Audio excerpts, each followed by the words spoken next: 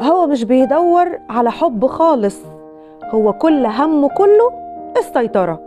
ولو الست اللي كانت معاه لو ما كانتش ذكية ودماغها في وسط راسها زي ما بيقولوا، هتتحول حياتها معاه كل يوم لمعركة يومية بتتجدد يوم بعد يوم. طبعا الممثل البارع اللي قدر ينفذ الشخصية دي ببراعة وذكاء ويعني أداء تمثيلي بارع هو الممثل صلاح منصور في فيلم الزوجة التانية. وطبعا جملته الشهيرة أنا العمدة. قدم في الفيلم ده النموذج الكلاسيكي للراجل اللي بيستخدم السلطة والنفوذ عشان يقدر يسيطر على حياته جوه البيت وحياته بره البيت في المجتمع اللي عايش فيه، وفي النهاية خسر إنسانيته بسبب حبه للسيطرة والأنانية. أظن طبعا بدأنا نوصل لسمات الشخصية دي، البوم الكبيرة، الراجل النرجسي. طبعا سمات الشخصية دي حدث ولا حرج، كل حد بيسمعني دلوقتي سواء راجل أو ست عارفها كويس وحافظها عن ظهر قلب.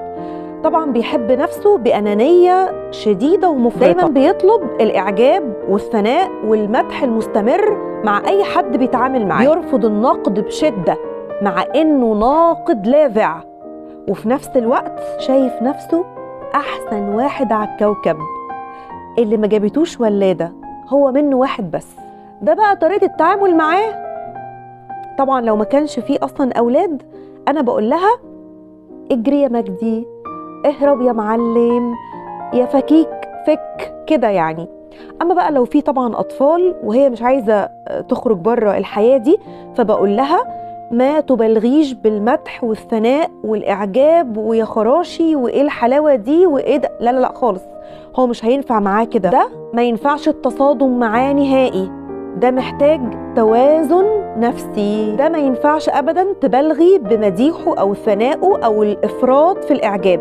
لا، احنا بنستخدم اللي فات ده كله وبنوجهه بذكاء حاد وبنحطه في أماكنه عشان تقدري تستفيدي ويعمل لك اللي انت عايزاه. محتاجة دايما انك تحمي حدودك الداخلية والخارجية عشان ما يقدرش ينال منك او يحقر او يهمش من ادائك، يعني ما تضيعيش بقى وتروحي مننا يعني. طبعا الناس دي بيحتاجوا لعلاج وإرشاد نفسي شديد جدا لو الوضع زاد عن حده وبقى الموضوع قلب بإيذاء سواء لنفسه أو للناس اللي حواليه. طبعا يا جماعة النوعية دي من الرجالة مفكرة إنه السطوة والنفوذ والقوة تعني الرجولة، وده أبعد ما يكون عن صفات الرجولة تماما.